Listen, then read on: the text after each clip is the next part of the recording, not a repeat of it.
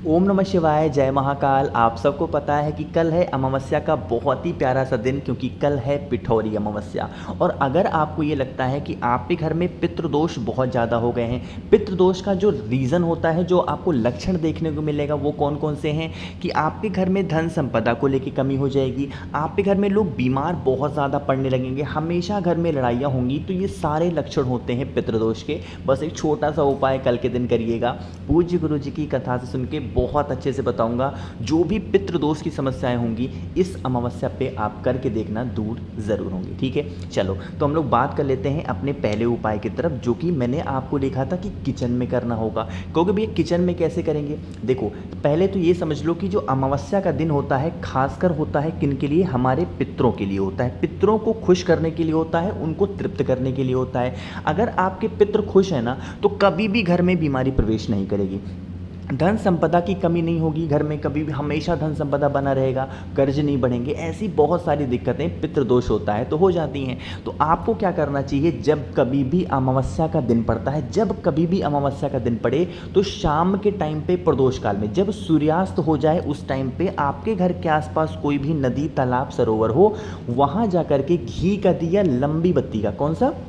घी का दिया, लंबी बत्ती का, किसी न किसी नदी, तालाब, सरोवर, कुआं, बावड़ी, वहाँ पे लगाना ही लगाना चाहिए। और जो दीपक का मुख होना चाहिए वो होना चाहिए दक्षिण दिशा, यानी कि साउथ डायरेक्शन। हम सभी के जो पितृ होते हैं वो दक्षिण दिशा में वास करते हैं। तो पहला काम तो ये होता है कि नदी पे हमें दीपक लगाना चाहिए। कहोगे भैया आपने तो लिखा था कि किचन में करना चाहिए। बिल्कुल लिखा था और सही लिखा था। क्यों?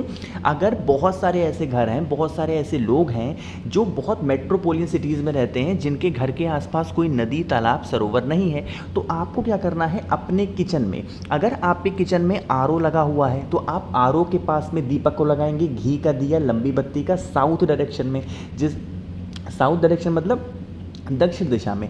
लेकिन अगर आपके घर में आरओ भी नहीं लगा हुआ है, अगर आप अपने घर में पीने का मतलब घर में मतलब अगर आप अपने घर में किचन में पीने का भी पानी नहीं रखते हैं, तो गैस तो होगा, चूल्हा तो होगा, वहाँ तो खाना बनाते हो, तो वहीं पर भी आप लगा सकते हो घी का दिया, लंबी बत्ती का।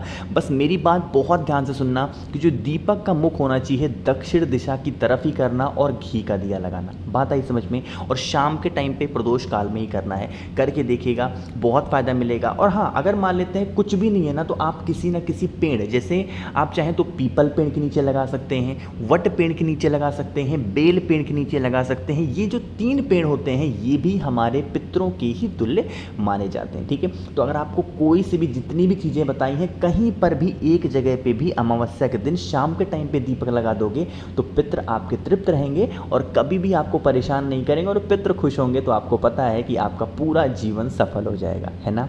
समझ में आई बात मेरी? चलो, तो यहाँ पर हम सभी लोगों ने एक उपाय की बात कर ली है। आगे बढ़ लेते हैं। यहीं पर हम लोग दूसरे उपाय की, और ये जो दूसरा उपाय होगा अमावस्या के दिन बीमारी को दूर करने के लिए होगा। आज के टाइम पे हर किसी घर में ना छोटी मोटी बीमारियां हमेशा हर किसी के घर में ज़रूर होती हैं ना। तो उस कंडीशन में क्या करना है? अमावस्या के दिन शाम के टाइम पे प्रदोष काल में, कब? शाम के टाइम पे प्रदोष काल में बेल पेड़ के नीचे जाना, घी का दिया, लंबी बत्ती का लगाना। कौन सा? घी का दिया, लंबी बत्ती का, बेल पेड़ के नीचे लगाना। और जो भी व्यक्ति यहाँ पे घर में बीमार है, जो भी व्यक्ति बहुत मेडिसिन खाता है, हमेशा डॉक्टर के पास जाना होता है, उस व्यक्ति का नाम और गोत्र बोल करके बेल पेड़ के नीचे ही बैठ करके महामृत्युंजय मंत्र की आपको एक बार तो कम से कम बोलना ही बोलना है। कौन सा मंत्र?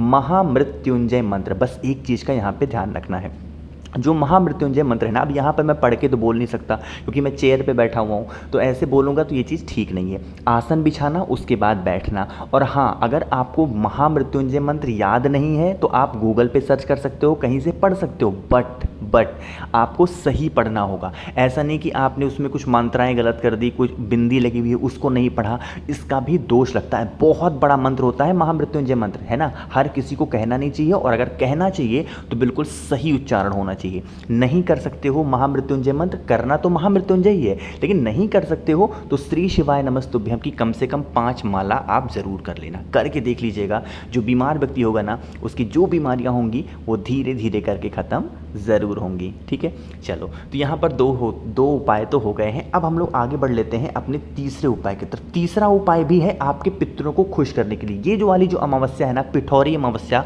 बहुत ही परफेक्ट होती है, बहुत प्यारी होती है, हम सभी को ज़रूर करना चाहिए। ठीक है, देखो आज के टाइम पे क्या है ना कि हर घर में हर किसी छोटी बातों को लेके लड़ाइयाँ होती रहती हैं। आपको समझ नहीं आता कि लड़ाइयाँ क्यों हो रही हैं, और ये भी एक कारण होता है पितृदोष का। ठीक है, उस कंडीशन में क्या करोगे, आपको लेना होगा इस तरीके से एक बेलपत्र, बहुत प्यारी सी, बहुत सुंदर सी एक बेलपत्र लेना, कटा फिटा हुआ कहीं से नहीं होना चाहिए। ठीक है, ले लिया।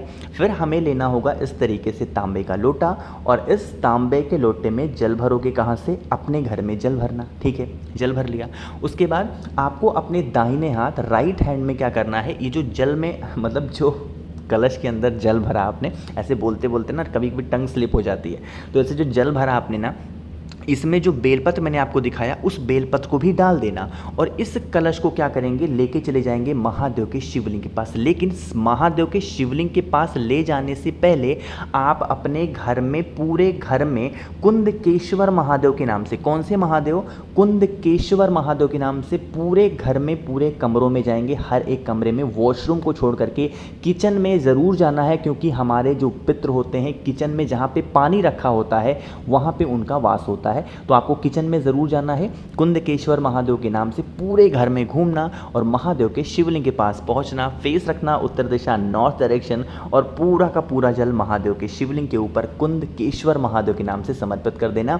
आपके घर में हमेशा प्रेम बना रहेगा, कभी भी लड़ाई झगड़े के माहौल आपके घर में नहीं बनेंगे, और आपका पूरा परिवार हमेशा खुश रहेगा। ठीक है, ये वाली जो अमावस्या है करिएगा, पिठौरी अमावस्या, जिससे जो आपके पितृ होना कभी आपको परेशान ना करे और हमेशा आप खुश रहें। ठीक है, आगे बढ़ लेते हैं छोटे से और उपाय की तरफ, जो कि हमारा चौथा उपाय है। लेकिन अब चौथे उपाय से पहले एक छोटा सा काम कर दो, और वो है कि वीडियो को करेंगे लाइक। जितने भी भाई बहन मेरी इस आवाज़ को पहली बार सुन रहे हैं, अचानक से चैनल पे आ गए हैं, तो चैनल को सब्सक्राइब करिएगा। ठीक है, चलो समझते हैं इस दूरवा के उपाय को। कहोगे भैया दूरवा तो हम कर लें उपाय को, लेकिन इसके बेनिफिट क्या है, फ़ायदे क्या हैं। तो इस दूरवा के उपाय से आपके घर में जो बीमारियाँ होती हैं ना, वो बीमारियाँ आपके घर में प्रवेश नहीं करेंगी, और अगर कोई व्यक्ति बीमार है तो उसकी बीमारियाँ भी ठीक हो जाएंगी, है ना। देखो हमें क्या करना है, इस तरीके से लेनी होगी दूरवा। अब दूरवा बहुत ज़्यादा नहीं लेनी है, मात्र एक दूरवा, जो हरी वाली दूरवा आती है ना, बस वही हमें एक दूरवा लेनी। उस एक दूरवा को लेना, एक तांबे का लोटा लेना, इस तांबे के लोटे में जल भर लेना, और जल कहाँ से भरोगे, अपने घर से। ठीक है, जल भर लिया, लेकिन इस कलश के अंदर दूरवा को नहीं डालना। ठीक है, और इस कलश को लेके पहुँच जाना महादेव के शिवलिंग के पास में, फेस रखना उत्तर दिशा, नॉर्थ डायरेक्शन। जो आपके पास में एक दूरवा है, उस एक दूरवा को यहाँ पे महादेव के शिवलिंग के ठीक ऊपर अवधूतेश्वर महादेव, कौन से महादेव, अवधूतेश्वर महादेव या फिर कुंदकेश्वर महादेव के नाम से वो दूरवा समर्पित करना, और उसी दूरवा के ऊपर श्री शिवाय नमस्तुभ्यम का ध्यान करते हुए बिल्कुल स्लो मोशन में धीरे धीरे जल की धार को उसी दूरवा के ऊपर गिरा देना, और जो व्यक्ति बीमार होगा उसका नाम और गोत्र बोलना। ठीक है, जल चढ़ाने के बाद महादेव से विनती करना, हाथ जोड़ना कि हमारे घर का ये व्यक्ति है, बहुत बीमार रहता है, बहुत परेशान रहता है, आप इसको ठीक कर दें।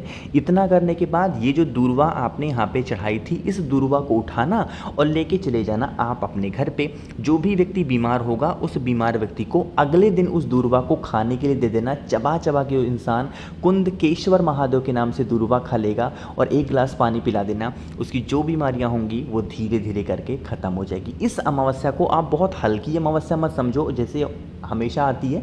ये पिठौरी अमावस्या है जो कि साल में एक बार पड़ती है। बहुत सुंदर सा और बहुत प्यारा सा दिन होता है। ठीक है, करके देखिएगा उपाय को। कोशिश की इस पूरी वीडियो में मैंने आप सभी को 3 से 4 उपाय बताए हैं। कोई भी उपाय जो आपके लिए अच्छा हो, आपको सबसे आसान लगता हो, कर सकते हैं।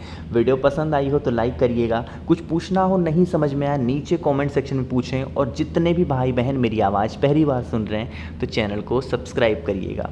ओम नमः शिवाय, जय महाकाल।